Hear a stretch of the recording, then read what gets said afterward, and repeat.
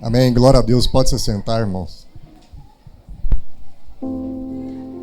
Bênção, né?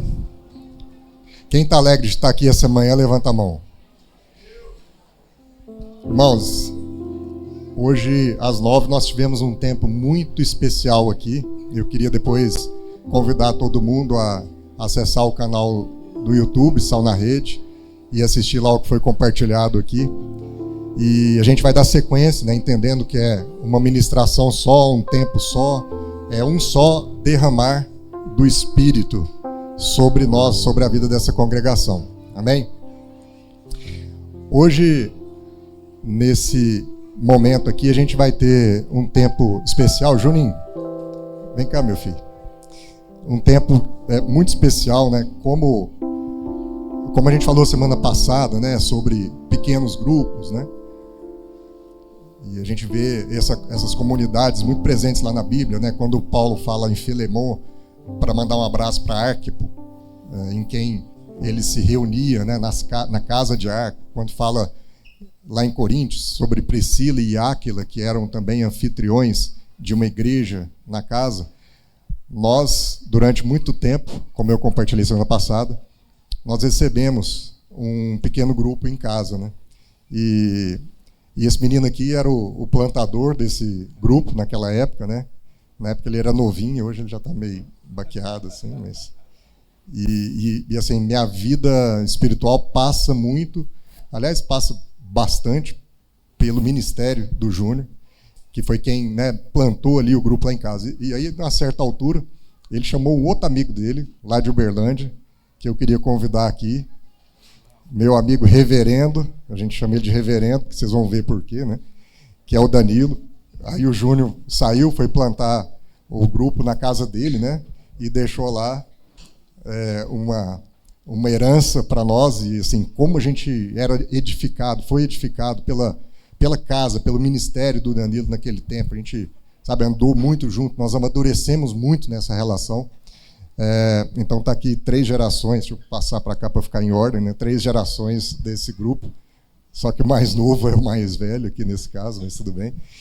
E isso foi uma trajetória muito legal, e a casa do Danilo foi essa casa que frutificou na minha casa. Então eles chegaram lá recém-casados, solteiros, e depois eles tiveram, enquanto ali na nossa trajetória espiritual juntos, o Lucas, e aprove a Deus trazer para a casa do Danilo uma condição especial, tanto quanto trouxe para a nossa. Então, se na nossa casa nós tivemos o privilégio de receber o Gabriel, que é uma pessoa com nanismo, como nosso primeiro filho, e a partir daí a nossa trajetória espiritual foi conduzida por Deus nesse sentido, nessa direção, nesse sentido, né?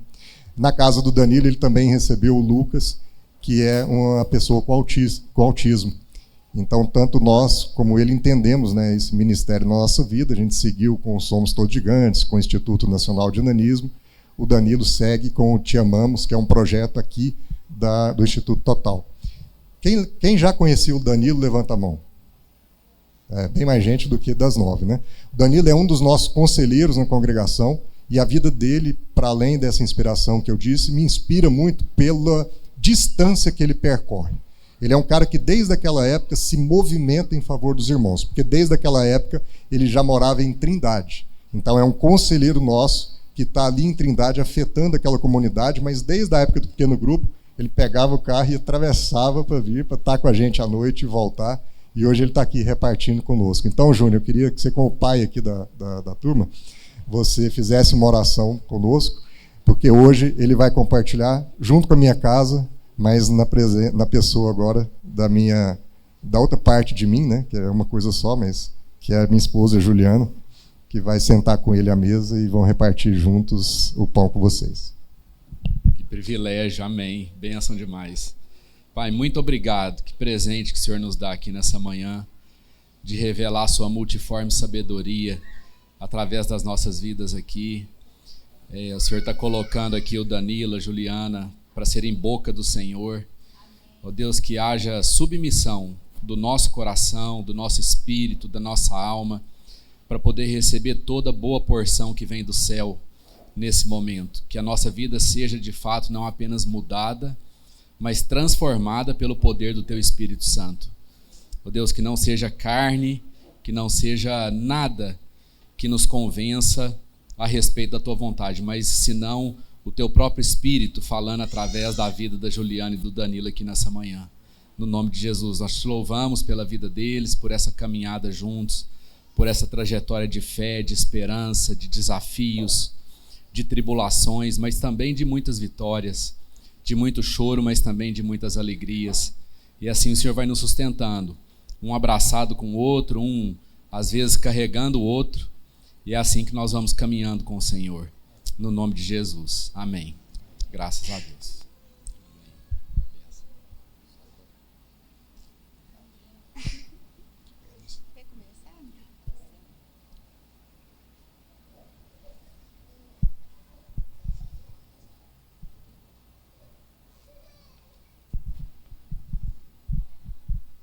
Amém, gente. Que dia especial, que coisa mais maravilhosa poder repartir esse tempo aqui com vocês. Como o Marcos falou, Danilo é uma pessoa muito especial para a nossa casa. Com ele eu aprendi tantas coisas sobre Bíblia, sobre viver com Deus.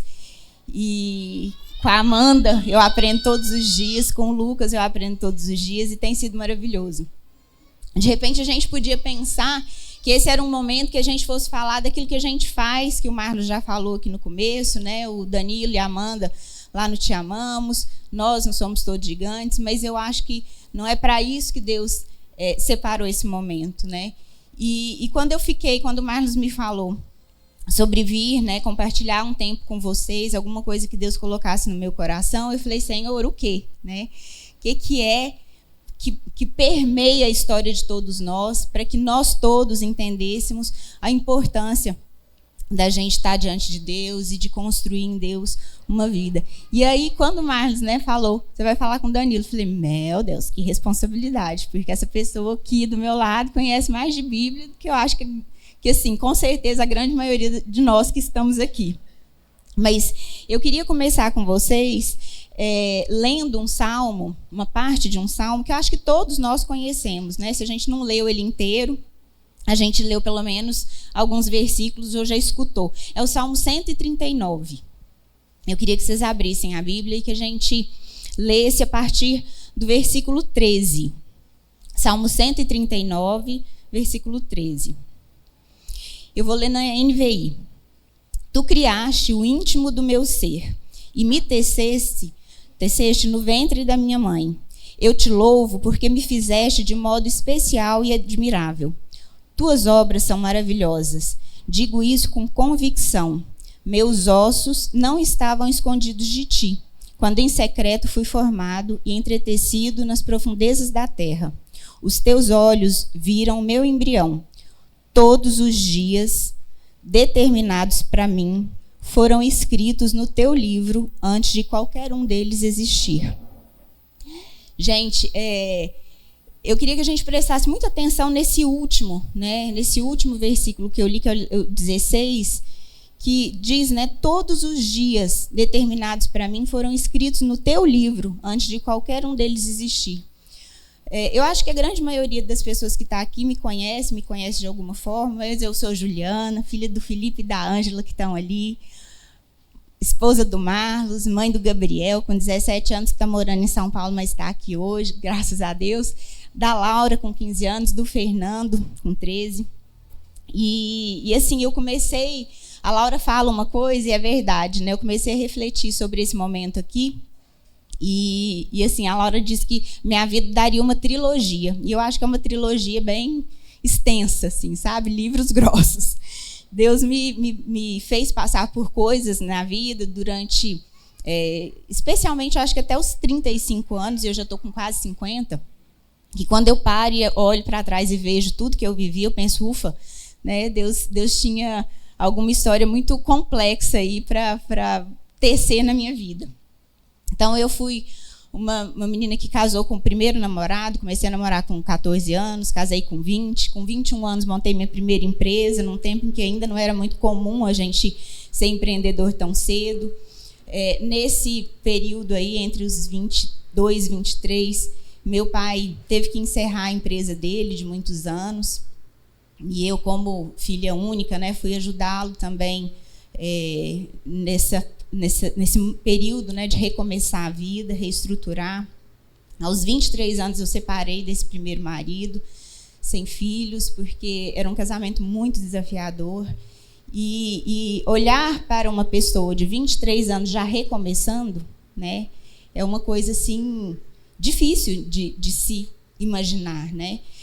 Tudo isso, esse medo de casar mais uma vez e de dar errado, de ter que me sustentar a minha casa, ajudar meu pai a reconstruir e tudo mais, fez de mim uma mulher naquele tempo, que eu vou usar uma expressão que eu detesto, que é empoderada, mas eu acho que todo mundo vai entender. Eu acho que essa palavra, ela separa a gente, afasta a gente daquilo que Deus tem de propósito para nós mulheres, né? Para a nossa singularidade, nossa feminilidade, mas acho que esse assunto aí, ele é um assunto para a gente discutir, sei lá, alguns cultos, né? E não é bem isso que eu quero falar. E aí, dos 23 até os 28, mais ou menos, eu tive outros relacionamentos, comecei a ficar com muito medo de casar, e como eu estava assim, eu era essa mulher muito empoderada, que dava conta de tudo, eu comecei a pensar que minha vida era eu mesma que ia controlar. Então, eu não quero saber mais de casar, eu não quero saber mais de ter marido, eu vou construir minha vida do jeito que eu quiser, sem dar satisfação para ninguém. E aí, quando foi chegando perto dos 28, Deus falou assim para mim, não é nada disso que eu quero para você. E ele foi essa chama, esse fogo, essa coisa de fazer muitas coisas. O Danilo falou para mim um dia que eu sou uma força da natureza. Eu falei, misericórdia, né? Que eu podia ser um furacão e acabar com todo mundo. Mas Deus foi me diminuindo, né? Para me mostrar que não era bem ali naquele lugar que ele me queria. E o Marlos chegou, né? E aí, nesse período, eu voltei, né? Eu, como filha, neta de cristãos e tudo, eu voltei para Deus e falei, Senhor, então tá bom, o Senhor está me dando uma vontade de ter família, mas então eu quero um homem segundo o seu coração. E o interessante é que eu não pus rótulos, eu não falei assim, olha, eu quero um crente, frequenta o culto domingo, que conheça a palavra de Deus, que saiba os versículos de cor. Não, eu falei, eu quero um homem segundo o seu coração. E o Marlos chegou como meu cliente, depois, na sequência, como meu advogado, e aí eu falei, vou casar com esse moço, porque, né, advogado bom, difícil de achar. Quando você precisa, ele leva o seu dinheiro todo. Falei, vou casar com esse moço.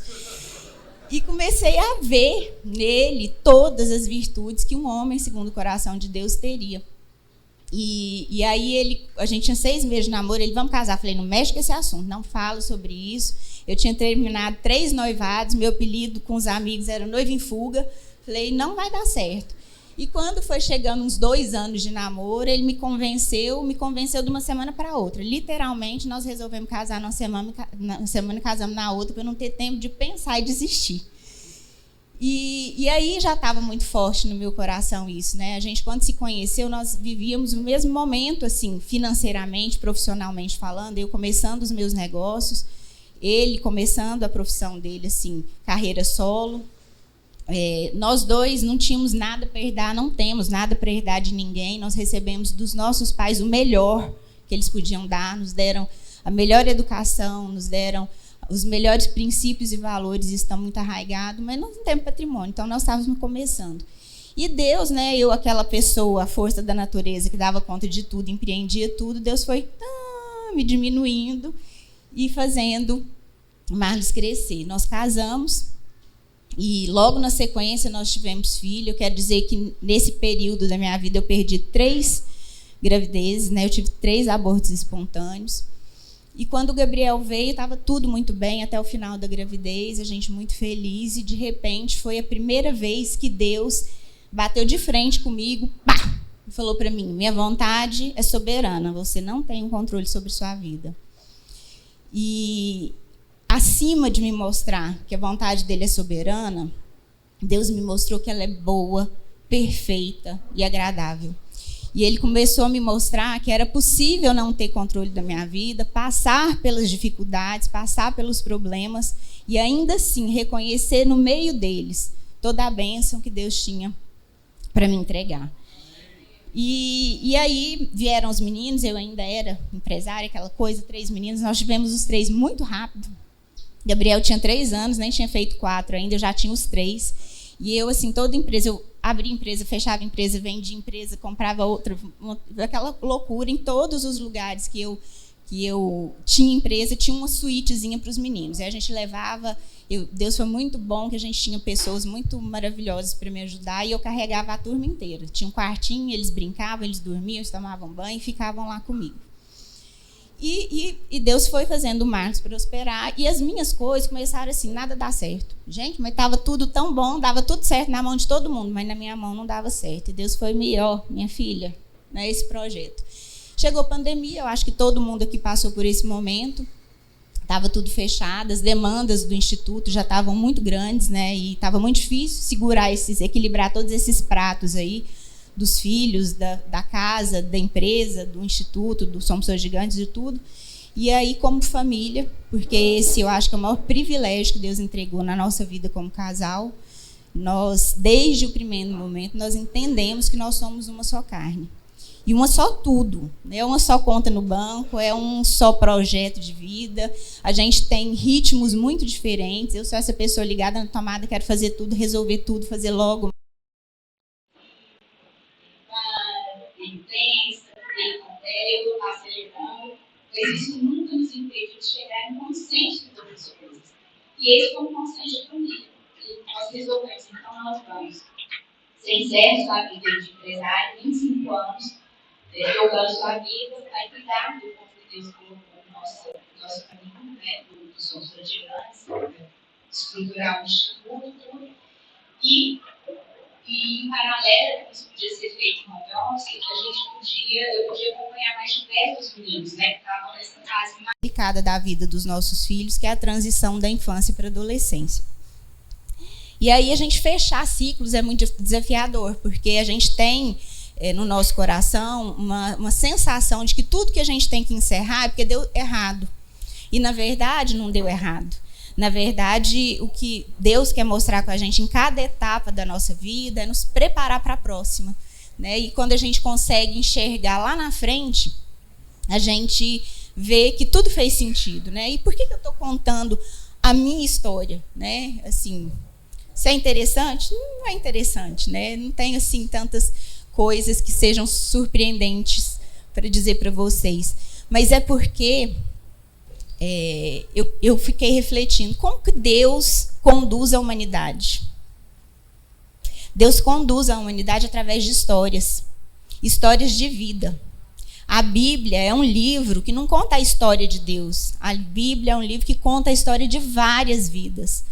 Tem gente lá, tem Jesus, mas tem uma pessoa que está só o nome dela lá, você não sabe nem de onde veio, nem para onde vai e tudo mais, mas ela está lá, porque ela foi importante nessa história. A Bíblia foi um livro que hoje a gente tem aqui escrito, mas durante séculos as pessoas contavam essas histórias, né, uns para os outros, sem ter muito que mostrar. E a gente aprendeu sobre isso. Jesus ensinou por parábolas. Jesus ensinava contando histórias. Então, é a história das nossas vidas que Deus está interessado. Deus não mudou. Ele continua conduzindo a humanidade através das histórias das nossas vidas. E qual a importância real disso? Assim, no final das contas, o que a história da minha vida vai fazer diferença, né? Para mim, para quem estiver lá perto. E aí eu queria que vocês fossem comigo em Apocalipse, no livro de Apocalipse, no capítulo 20. Quem tiver com a Bíblia aí puder abrir, Apocalipse 20. E o versículo 12 fala assim: vi também os mortos, grandes e pequenos, em pé diante do trono, e livros foram abertos. Outro livro foi aberto, o livro da vida.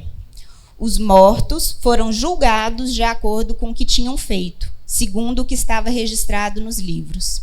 Aí eu vou pular o versículo 13 e o 15 diz: aqueles cujos nomes não foram encontrados no livro da vida foram lançados no lago do fogo. Então, o livro aqui, ele fala de dois livros. Ele fala de livros que foram abertos e ele fala do livro da vida. E o que isso quer dizer, né? O livro das nossas vidas é a história que Deus usa e constrói através de nós para falar sobre fé, sobre coragem, sobre amor, sobre o que deu certo e o que deu errado. E o livro da vida é o que Deus planejou para nós. Ali existiam 2 livros naquele momento, né? O capítulo 20 fala dos 1000 anos e fala depois da derrota de Satanás e vem para esse dia do julgamento. E é muito importante, e uma das coisas mais importantes, eu acho, assim, para a nossa geração, é entender o seguinte: o livro da vida, que é o livro de Deus, aquilo que ele planejou para nós, não é um livro de débito e crédito. Deus não é o contador que no dia do julgamento vai chegar e olhar para você e falar assim: você errou mais que acertou. Você pecou mais do que fez o bem. Então você vai lá para o fogo. Deus escreveu histórias incríveis como a história de Davi, que tem tantos erros, e que Deus fala lá na Bíblia, que era um homem segundo o coração de Deus. Então Deus não está procurando em nós o certo e o errado. Deus está procurando em nós o que nós fizemos com a história que Ele quer contar das nossas vidas. A gente está vivendo numa geração onde tudo que a gente quer é ter sucesso. Eu quero ser a mais bem-sucedida, eu quero ser a mais rica. Essas disputas começam dentro de casa. Meu marido ganha mais, minha mulher ganha menos, meu não sei o quê, o outro... Quando você vê o casamento deu errado pela disputa de poder, pela disputa financeira, por todas as outras coisas relacionadas às disputas. E a gente está querendo muito escolher o nosso lugar nessa história. A gente fala para Deus assim: olha, Deus, seguinte, tá vendo? Estou indo direitinho na igreja, não estou pecando, com coisa que a gente consegue não pecar. Então, o Senhor me põe aí nessa história bacana. Aí acontece um negócio muito ruim na sua vida, você fala: ixi, Deus estava distraído, Ele jamais faria isso comigo. Gente, Deus não poupou Jesus para contar a história que Ele tinha que contar. Não pense você que você vai passar pela sua vida com todas as facilidades, achando que é você quem vai determinar os seus dias. Lá, no primeiro texto que a gente leu, diz, né? Todos os meus dias estavam escritos nesse livro da vida, antes que eu existisse. Mas depois Deus entregou para a gente livros também, que a gente pudesse escrever essa história. Deus nos deu o livre-arbítrio para escrever essa história. E não falou para nós assim: olha, vai assim, assim, assim, assim, assim. Mas se a gente tiver um coração sensível, a gente vai conseguir entender quais são os caminhos que Deus quer nos levar. Eu acho que a gente vive uma geração que tem muita dificuldade em entender o que é gratidão e como Deus funciona, né? E muitas vezes a gente corre o risco de chegar lá nesse dia e o nosso livro está totalmente diferente do que estava escrito no livro da vida. Ainda que a gente tenha achado que a gente tenha acertado demais. E aí a gente vai ter uma grande decepção de saber que tudo aquilo que a gente fez e construiu e se empenhou na vida não era nada daquilo que Deus queria para nós, né? Em Jeremias 29, no versículo 11, diz: porque sou eu que conheço os planos que tenho para vocês, diz o Senhor. Planos de fazê-los prosperar e não de causar dano. Planos de dar a vocês esperança e um futuro. E o futuro de Deus, esse é um problema sério nosso também. A gente não consegue entender que o futuro de Deus não é o que nós vamos viver daqui 5 minutos, 5 anos, 10 anos. A gente faz planos demais. A gente hoje tem curso, né, para você aprender a organizar seu tempo, estabelecer suas metas, para daqui 1 mês, daqui 5 anos, daqui não sei o quê. Oi? Não é nada disso. A gente não sabe o que vai acontecer conosco daqui 2 minutos. Tem crianças morrendo do nada. Tem gente saudável que está aqui agora e amanhã não está mais. O futuro que Deus prometeu para nós não é o futuro que a gente acha que a gente vai ter. O futuro que Deus diz aqui que nos dará com esperança é o futuro que vem depois desse dia do julgamento. O único futuro que Deus conhece é a eternidade. E é lá que Ele quer que tudo isso que Ele tem construído nas nossas vidas nos leve. E aí a gente precisa começar a perguntar assim: você tem se submetido à história que Deus quer escrever através de você? Ou você ainda acha que você pode controlar, ou que você pode pegar alguns atalhos e você vai chegar lá no melhor lugar, porque você já planejou qual é o melhor lugar. A nossa presunção tem nos afastado de Deus e da vontade de Deus. A gente começa a disputar, né, como eu falei, e eu acho que foi o Danilo que falou isso uma vez pra gente lá no PG, e é uma coisa assim incrível. A gente pode fazer aqui um exercício agora do seu entendimento acerca de como Deus trabalha. Então vamos fazer. Digamos que amanhã você acorde, vai lembrar dessa história, e aí você vai sair na sua garagem, tem uma BMW 0 lá, assim, melhor modelo, aquele que vocês estão em outra, tá lá com um bilhetinho. Para você, meu filho, assinado Deus. O que você ia achar? Quem ia gostar de receber, assim, do nada, uma BMW 0? Quem ia gostar de levantar a mão? Eu também. Eu ia gostar. Aí, o que você fez? Nossa, ficou feliz demais e tudo. E aí, vou lá no vizinho.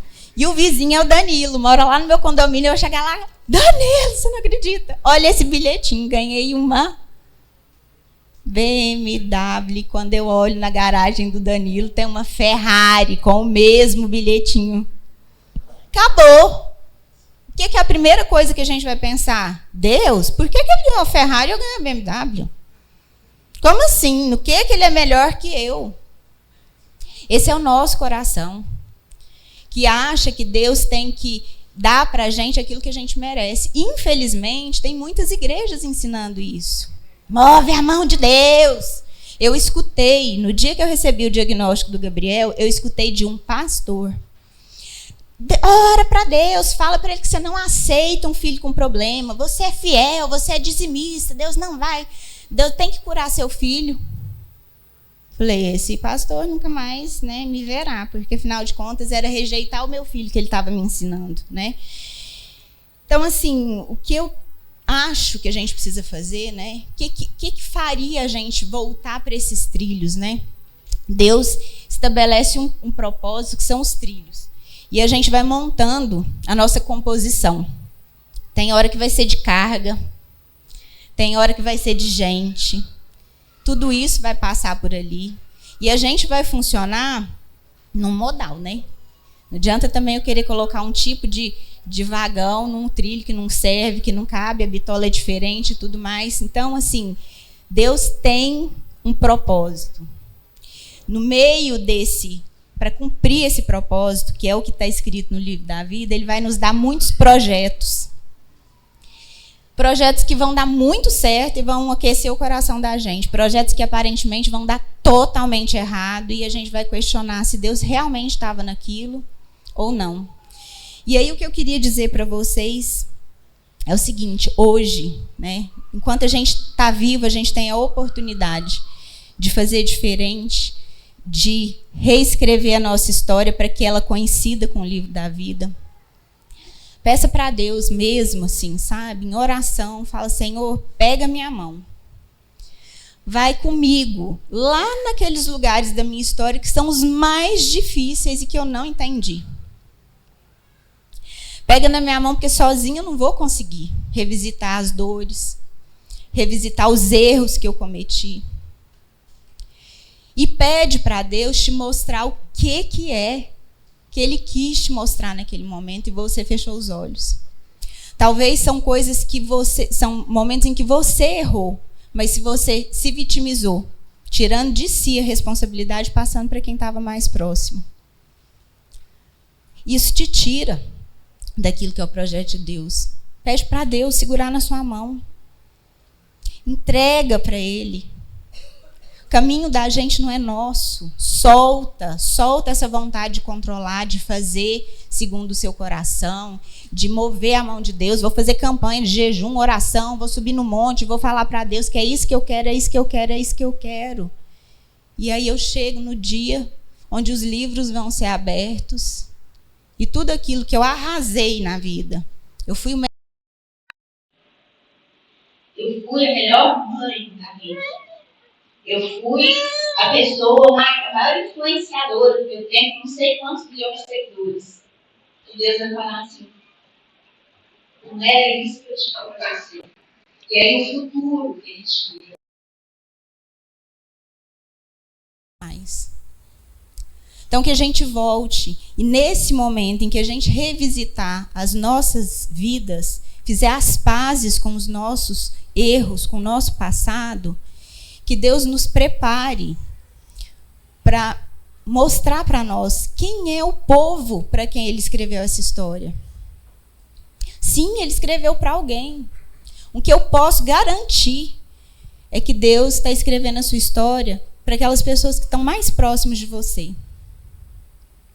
Não adianta a gente querer ser protagonista e escrever um livro cheio de glórias. De repente, não é nada disso que Deus quer comunicar através da sua vida.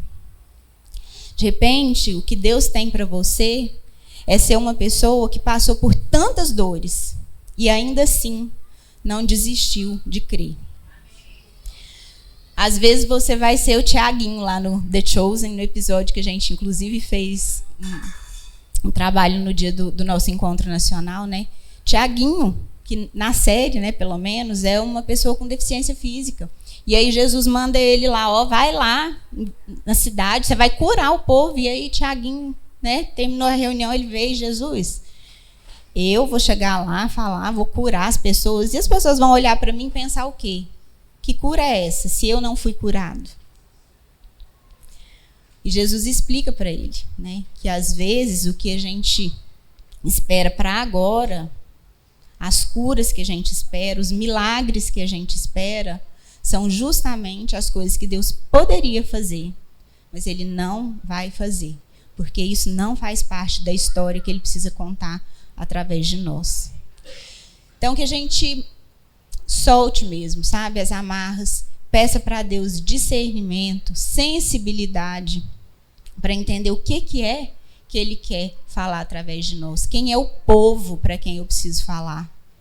Que eu volte para minha casa, me cure primeiro e volte para minha casa e entenda que a maior responsabilidade que Deus plantou na minha vida não foi a herança que eu preciso deixar para os meus filhos, não foi o patrimônio que eu recebi do meu pai e eu tenho que multiplicar, não é a vida diferente que eu quero dar para os meus filhos daí para frente, mas a história que você vai sentar à mesa e compartilhar. Na minha casa, os meus filhos estão aqui, não me deixam mentir. A minha vida é um livro aberto. É a ferramenta que eu uso para ensinar para eles os erros que eu cometi e tudo que Deus fez através disso e que me proporcionou através disso. Não para que eles não errem, mas para que eu seja como o pai do filho pródigo para eles. Às vezes a gente estuda essa parábola pensando assim, tá vendo? Quando a gente se distancia de Deus, a gente é ingrato como filho pródigo, a gente vai, quebra a cara e depois volta para Deus. Eu prefiro, como mãe, olhar para aquele pai que não estava na porta de casa esperando o filho voltar errado para falar assim, eu te avisei, sabia que ia dar errado, você não me escutou. Mas acima de qualquer coisa, ser a casa, o porto seguro, que eles vão se lembrar e vão voltar o dia que alguma coisa der errado. Eu conheço muitos adolescentes que preferiam ficar lá com os porcos do que voltar para suas casas. Qual é o lar que a gente está construindo com a nossa história? E que a gente perceba isso primeiro dentro de casa e depois a gente tem o discernimento da parte do Senhor de quem vai ser transformado através da minha história. Talvez a minha história seja alegria, talvez a minha história seja um testemunho de que as dores constroem e que Deus está no meio de todos os detalhes das nossas vidas. Que a gente abra mão desse livre-arbítrio que Deus deu generosamente para nós e estejamos atentos e sensíveis ao que Deus quer construir para que o nosso livro de histórias, quando eu entregar para Deus, ele esteja realmente e exatamente coincidindo com aquilo que Deus escreveu no livro da vida. Amém. Aleluia! Que privilégio poder escutar isso, poder ver o filme, né, que passa na cabeça da gente escutando isso, porque o Marlos falou, a Ju, a gente anda junto há muitos anos, né? E ao longo desse tempo todo a gente pôde testemunhar Aquelas coisas que você só testemunha na intimidade, né? A hora que você senta na mesa, a hora que você vai para a cozinha, né? Gastar um tempo ali, aí você vai vendo o jeitinho das pessoas, você vai percebendo. E a casa do Marlos, para mim, é uma casa assim, uma casa de intimidade. A gente está em casa quando vai lá e a gente recebe eles em casa como quem está recebendo família. E nisso eu fui conhecendo muito da Ju, do Marlos, dos meninos. E um dia eu falei isso da Ju, nós estamos falando, eu falei, gente, tentar segurar a Juliana é tentar segurar um furacão, é conter uma força da natureza. Porque isso é muito próprio dela. O ímpeto, a capacidade executiva, assim, a velocidade de processamento que essa mulher tem é uma coisa sobrenatural. Assim, é um anjo correndo e não tem jeito de segurar. Mas eu queria ser um pouco mais pontual nisso, tomando por princípio tudo que você compartilhou, Ju, porque, assim, de fato, eu ainda acho, tá? Que você é uma força da natureza. Mas, de uma maneira mais específica, eu entendo hoje, vendo toda a nossa história, toda a sua história, que você é uma força gestacional da natureza. Isso é muito apropriado com o texto que você trouxe, porque que você abriu a reunião, porque tem um verso específico que diz assim: os meus ossos não te foram encobertos quando no oculto fui feito e entretecido nas profundezas. Não é isso aqui não. Né? Nem ainda as trevas me encobrem de ti, mas a noite resplandece como o dia, trevas e luz são para ti a mesma coisa. Pois possuíste as minhas entranhas e cobriste-me no ventre da minha mãe. Então, assim, é uma palavra que fala desde o princípio gestacional, do projeto, do propósito, da história sendo escrita lá na gestação.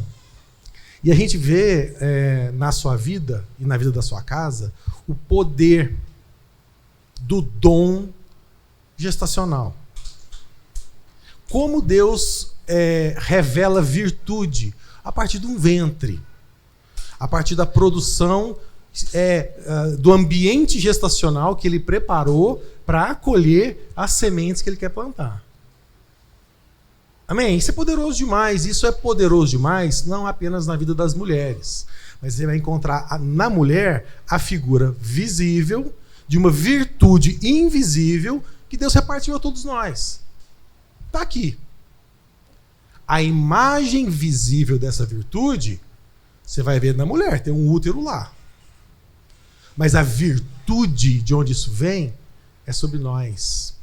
A capacidade, a unção de gerar os processos está sobre cada um de nós. Cada um de nós foi chamado por Deus para gerar processos. Isso não significa necessariamente que nós fomos chamados por Deus para produzir resultados. Não. Ninguém aqui tem a responsabilidade de produzir resultados. O reino de Deus é semelhante a um homem que plantou uma semente. Não sabe ele, e foi dormir, e não sabe ele como ela germina. O resultado não é com ele. Mas nós temos a responsabilidade de gerar os processos. Por quê, amados? Porque é assim que o reino de Deus opera. Deus semeia sementes. Ele começa processos. Ele fecunda processos. E nós somos aqui esse ambiente estacional. De modo que é importante a gente entender tudo isso, porque a nossa história, a história da vida, é um processo gestacional. Esse livro que a Ju está falando lá de Apocalipse, do Apocalipse 20, não é o livro das vidas. Esse livro não vai contar as histórias das nossas vidas. Esse é o livro da vida. É a vida da qual nós fazemos parte. E essa história da vida é uma história gestacional. Ela começou no ventre, antes de que as trevas viessem, lá no ventre ela é formada e agora ela está sendo gerada. Por que eu estou falando isso aqui agora, amados, nesse contexto? Porque muitas vezes essa realidade angustia a gente. Nós somos constantemente cobrados pela geração, pela produção dos resultados, e nós miramos nos resultados como nossas metas. A gente quer fazer alguma coisa já querendo chegar logo. E aí a gente desenvolve metodologias, métricas, estratégias para encurtar o processo. Quanto menos trabalho der e melhor for o resultado, quanto mais eficiência eu impingir no processo, melhor é. Mas isso nem sempre é assim, amados. No reino de Deus, o que conta não é a eficiência. Deus não olha para a sua eficiência. Deus está interessado na sua eficácia, na sua aptidão, no processo pelo qual você vai produzir efeitos e não gerar resultados. Você está entendendo isso, amado? Muitas vezes você vai plantar sementes que você não vai colher os frutos. Isso não significa que o processo falhou. Paulo falou a respeito disso. Um semeia, outro é o que colhe. Muitas vezes, amado, nós estamos ansiosos por produzir resultados. E aí, quando os resultados não são exatamente como, quando ou os quais a gente queria, a gente se frustra. Aí vem aquelas conversas mirabolantes, né? Não aceita esse resultado, você é um dizimista, rejeita isso. Isso não pode vir na sua casa. Como não pode vir, amor? Como é que não pode vir um menino autista na minha casa? Se não puder na minha casa, pode na casa de quem?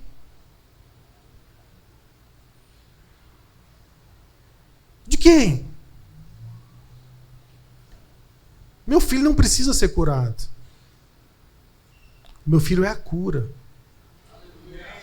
Para muita coisa que eu vivi. Para muita família ao meu redor. Você não precisa ser curado, meu irmão. Você é a cura. De muita gente. Você não precisa ter o seu problema resolvido, meu irmão. Você é a solução. Porque o que o mundo precisa é saber como é que um filho de Deus enfrenta problema. E não ver um filho de Deus sem problema nenhum. Porque senão, Jesus vinha sem problema nenhum. Vinha lá, certo? Tudo certo, a vida resolvida. Grana na conta. Microfone na mão, igreja cheia para escutar, ninguém questionar. Sem problema nenhum. O mundo não precisava desse testemunho.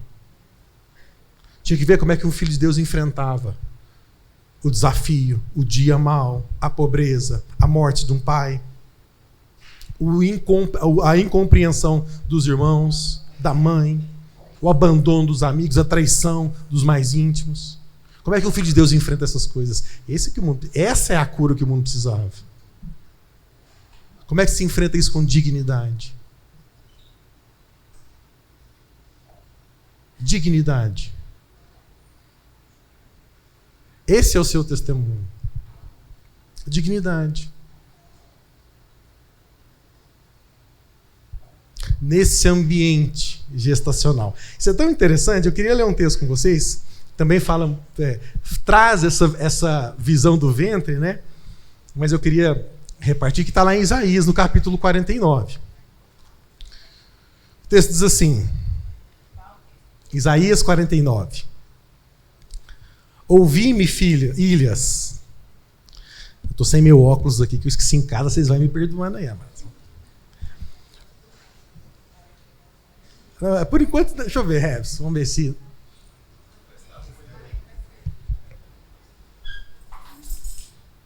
Não, mas melhorou demais. Ouvi-me, ilhas, escutai vós, povos de longe. O Senhor me chamou desde o ventre, desde as entranhas da minha mãe, fez menção ao meu nome. E fez a minha boca como uma espada aguda, como a sombra da sua mão me cobriu. E me pôs como flecha limpa, e me escondeu na sua aljava. E me disse: tu és o meu servo, és Israel, por quem hei de ser glorificado. Porém ele disse: Senhor, à toa, em vão eu tenho trabalhado, inútil e vãmente gastei as minhas forças. Todavia o meu direito está perante o Senhor e o meu galardão perante o meu Deus. Agora, diz o Senhor que me formou desde o ventre para ser seu servo, para que torne a trazer a Jacó. Porém, Israel não se deixará ajuntar, contudo aos olhos do Senhor eu serei glorificado, e o meu Deus será a minha força. Disse mais: pouco é que sejas o meu servo para restaurares as tribos de Jacó e tornares a trazer os preservados de Israel. Também te dei para a luz dos gentios, para seres a minha salvação até a extremidade da terra. Assim diz o Senhor, o Redentor de Israel, o seu santo, a alma desprezada, ao que a nação abomina, ao servo dos que dominam. Os reis o verão e se levantarão, como também os príncipes, e eles diante de ti se inclinarão por amor do Senhor que é fiel e do Santo de Israel que te escolheu. Assim diz o Senhor: no tempo aceitável te ouvi, e no dia da salvação te ajudei. Te guardei e te darei por aliança do povo para restaurares a terra e dar-lhes as heranças e as heranças assoladas. Para dizeres aos presos: saí, e aos que estão em trevas: aparecei. Eles pastarão nos caminhos, e em todos os lugares altos haverá o seu pasto. Nunca mais terão fome, nem sede, nem calor, nem sol os afligirá, porque o que se compadece deles os guiará e os levará mansamente aos mananciais de água. E farei de todos os meus montes um caminho, e as minhas estradas serão levantadas. Eis que estes virão de longe, e eis que aqueles do norte, do ocidente, e aqueles outros da terra de Sinim. Exultai, ó céus, e alegrai-te, ó terra, e vós, montes, estalai com júbilo, porque o Senhor consolou o seu povo, e dos seus aflitos se compadecerá. Porém, Sião diz: já me desamparou o Senhor, e o meu Senhor se esqueceu de mim. Porventura, pode uma mulher se esquecer tanto do seu filho que cria, que não se compadeça dele e do filho do seu ventre? Mas ainda que ela se esquecesse dele, contudo, eu não me esquecerei de ti. Porventura pode uma mulher esquecer-se tanto de seu filho que cria, que não se compadeça dele, do filho do seu próprio ventre? Mas ainda que essa se esquecesse dele, contudo, eu não me esquecerei de ti. Amados, por que eu queria enfatizar esse último versículo? Porque tem uma questão muito interessante na redação bíblica, né? Um segredo. Eu falei isso rapidinho aqui na primeira reunião, mas a tradição judaica conta que a língua hebraica, como ela foi usada para redigir a Bíblia, ela é uma língua construída artificialmente. E isso a gente consegue comprovar, você consegue estruturar a língua, não sei quantos sabem desse assunto mais ou menos aprofundado, mas a língua hebraica ela é uma língua artificial. Ela não se desenvolveu de maneira natural, ela é toda estruturada na matemática e na geometria. Então ela tem uma estrutura de raízes, que essas raízes são aplicadas a uma estrutura matemática para formar as palavras, de modo que duas palavras que têm uma mesma raiz não é coincidência. Elas estão vinculadas ou no seu significado ou no seu propósito. Isso foi feito para quê? Como uma maneira de Abraão ensinar valores para as pessoas, de modo que quando ele falava de uma certa coisa, tudo aquilo relacionado àquela estrutura linguística, espiritualmente fazia sentido. E aqui tem um exemplo do que eu estou querendo repartir com vocês essa manhã, que está na palavra, no útero, na ideia de útero, do ambiente gestacional. O útero em hebraico é uma palavra que é a palavra rehem. Rehem é útero em hebraico. Mas a coisa ganha outras facetas, Saul, quando a gente percebe que ela tem a mesma raiz da palavra rahamim, que é misericórdia. Aqui no texto, quando ele fala assim: porventura pode uma mulher esquecer-se tanto do seu filho que não se compadeça dele, que não tenha misericórdia dele? No original, essa é a palavra aqui, rahamim. que vem de ventre, útero. E nós precisamos entender, no aspecto espiritual, essa realidade. Porque a misericórdia é o útero no qual os processos de Deus são gerados na nossa vida. Muitas vezes você tem experimentado, Deus tem semeado sementes no seu coração, projetos na sua vida, Deus tem colocado sonhos, visões, direção, e aquilo vem de Deus. Deus está iniciando processo na sua vida. Deus colocou você em certos lugares, em certas situações, para viver certas coisas, e durante um tempo você vê esse processo se desenvolver, mas do nada parece que há um aborto. O processo aborta. Ele perde o sentido. E você não consegue entender qual é a razão desse aborto. E muitas vezes, amados, a razão é porque esse processo que Deus começou na sua vida não encontrou um ambiente de misericórdia para ele ser gerado de maneira adequada. A misericórdia, o amor revelado, o amor compartilhado, o amor movimentado em favor do outro, no exclusivo favor do outro. O amor que me custa, mas favorece o meu irmão. Esse amor é o ambiente gestacional dos processos de Deus na nossa vida. É o útero de tudo que Deus quer gerar em você.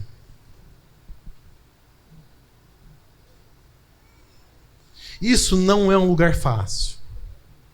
Porque às vezes, amado, você vai ter que viver, você vai ter que expressar, você vai ter que revelar o seu ventre de misericórdia, você vai ter que ser misericordioso nas situações mais adversas possíveis. Mais adversas. Com os piores prognósticos.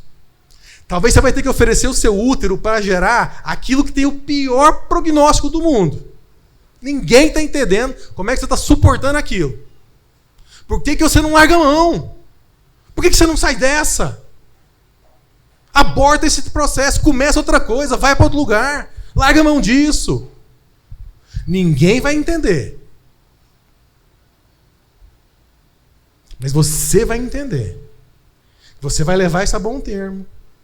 Num ambiente gestacional de misericórdia. Que a misericórdia envolva todos os processos de Deus na sua vida. Todas as suas relações. Onde você estiver. Lá no trabalho, lá em casa, na escola, na cidade nova onde você vai morar, nos desafios novos que você vai enfrentar, nas pessoas novas que você vai conhecer, ou nas antigas que você já conhece muito bem. Que em todos esses ambientes, a misericórdia possa ser revelada através de você. Para Deus gerar em você tudo o que Ele tem para gerar. E que, enquanto está todo mundo vendo o problema, não entendendo, larga a mão disso. Isso não é isso que Deus tem para você. Larga isso para lá. Para que você possa dizer: os meus problemas não precisam ser resolvidos. Eles são a solução. O que Deus está fazendo na minha vida, esse turbilhão, não precisa ser curado. Ele é a cura para muita gente.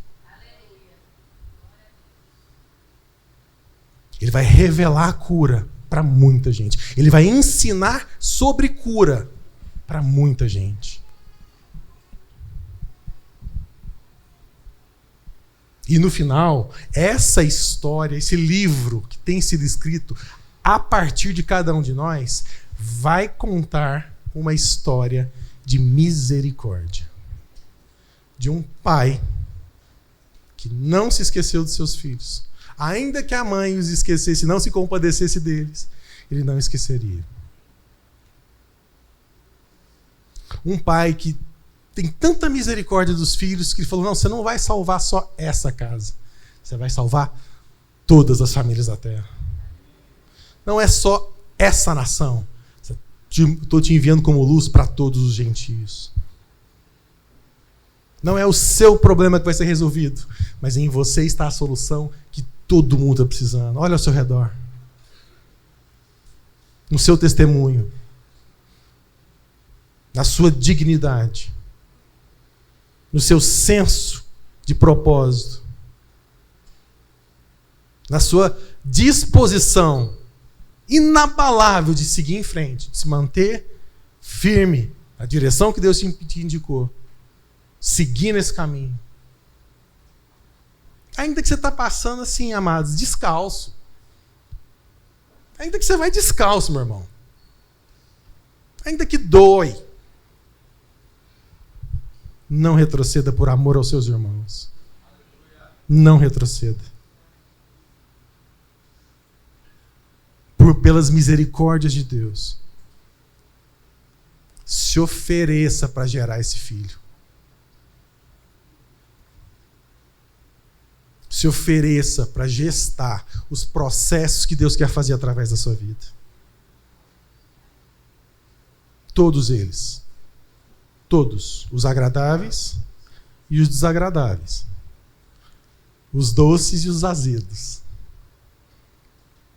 Mas se ofereça. Permita que Deus produza através de você essa história. Que Ele escreva parte dessa história através da sua vida. Em nome de Cristo Jesus. Em nome de Cristo Jesus. Que a misericórdia possa acompanhar, possa ser o sinal de Deus no ventre espiritual de cada homem e mulher aqui, onde vocês estiverem colocados, em nome de Cristo Jesus. Amém? Amém, Ju? Amém, amigo. E é isso, assim, eu queria dizer para vocês, né, que Jesus fala para a gente abrir mão desse controle, desse processo, e ao mesmo tempo que a gente possa ter a leveza com a segurança das promessas dele para ser guiado por todo o caminho, por todos os desafios, por todas as alegrias. Muitas vezes a gente se corrompe na alegria também, né? Não é só no desafio que a gente acha que Deus não está lá e vai procurar outra forma de resolver. E que a gente se lembre disso aqui que está em Lucas, né? Jesus diz a todos: se alguém quiser acompanhar-me, negue-se a si mesmo. Tome diariamente a sua cruz e siga-me. Pois quem quiser salvar a sua vida, a perderá. Mas quem perder a sua vida por minha causa, esse a salvará. Pois que adianta ao homem ganhar o mundo inteiro e perder-se ou destruir-se a si mesmo? Então, que a gente entregue mesmo os nossos caminhos, né, ao Senhor. Que a gente confie que essa história, que às vezes não faz sentido nenhum, é o que Deus tem preparado para a sua vida. E é através dela que Ele vai se fazer conhecido. Que a gente não... Eu falei isso com a Amanda esses dias, né? A gente estava falando sobre dores, né? Que os nossos processos aí de conduzir comunidades de famílias com crianças com algum tipo de deficiência, isso gera na nossa vida também, né? A gente, muitas vezes, quando a gente começa um movimento como as nossas casas começaram, a gente é o livro que as pessoas vão ler para saber assim, e aí, tem esperança para mim? E se esse livro, gente, dói, deixar que as nossas fraquezas sejam mostradas, estejam aparentes, que o nosso ventre, né, esteja exposto enquanto a gente está gestando tudo aquilo que Deus tem para nós, sem saber exatamente o que é que aquela semente vai produzir.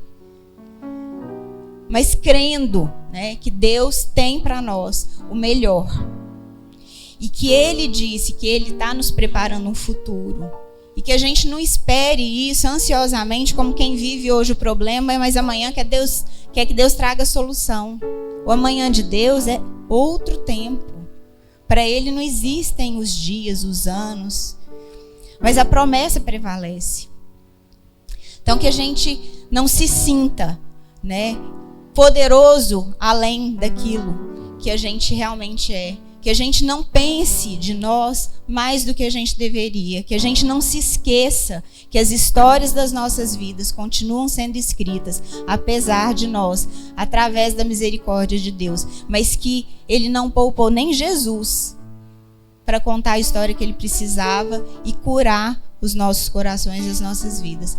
Então que agora a gente coloque mesmo nas mãos do Senhor esse coração, né? Essa vontade nossa de estar controlando todas as coisas, que eu queria que você fechasse seus olhos e que você pedisse, né, como eu falei, a ajuda de Deus para revisitar tudo aquilo que você viveu e que naquele momento você não entendeu, mas são coisas que às vezes estão amarrando a sua história, são sementes que estão lá na terra, mas que ainda não morreram para nascer, que ainda não produziram seu fruto.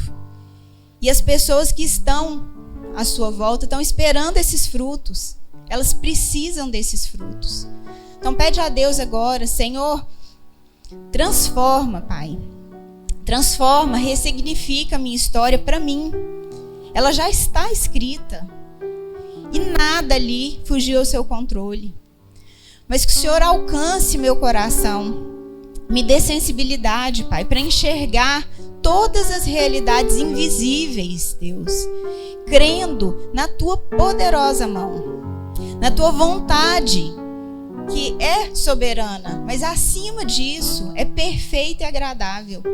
Que eu possa encontrar a Tua mão conduzindo todos os processos da minha vida e a Tua misericórdia fazendo que todos eles façam sentido. Talvez não nesse momento, Senhor, talvez não no momento que aconteceu, talvez não para mim, mas que a Tua misericórdia faça com que essas sementes germinem, achem em mim solo fértil, para que eu possa entregar os frutos para quem precisa deles, Deus. Faz de mim a história que o Senhor precisa contar, para impactar vidas, para alegrar vidas, para trazer esperança, mas acima de qualquer coisa, para revelar a bondade e a misericórdia do Senhor. Que a gente tenha nos nossos corações, em nome de Jesus, essa disposição, essa sensibilidade para enxergar os processos de Deus como tudo o que Deus tem de bom para nós nas nossas vidas. Que a gente enxergue o Senhor em todo o tempo e que ao enxergar o Senhor a gente possa refletir o Senhor nas nossas vidas, através das nossas vidas, e encontrar o nosso povo que vai desfrutar desses frutos que foram gerados em nós, através de nós, pela misericórdia do Senhor. Em nome de Jesus. Amados, antes de você sair, só quero lembrar vocês, nós temos ali mais um recurso, né, para a gente conseguir aí facilitar. Graças a Deus nós temos vivido um processo aqui na igreja de muita transformação. Nós temos conseguido produzir ambientes de misericórdia nos mais diversos lugares. E isso gera um custo. Esse custo não é sustento da igreja, não é sustento da liderança. A liderança da igreja não é sustentada por esse recurso. Graças a Deus nós conseguimos testemunhar dessa liberalidade. Nós liberamos a igreja disso. Mas os processos continuam, os projetos continuam. Então está aqui a sua chance de participar disso conosco. Tudo que nós estamos fazendo, os trabalhos que vocês já conhecem, tá? Vão em paz, que Deus abençoe a todos. Em nome de Cristo Jesus. Através de mim, Jesus clareia. Através de mim, Jesus clareia.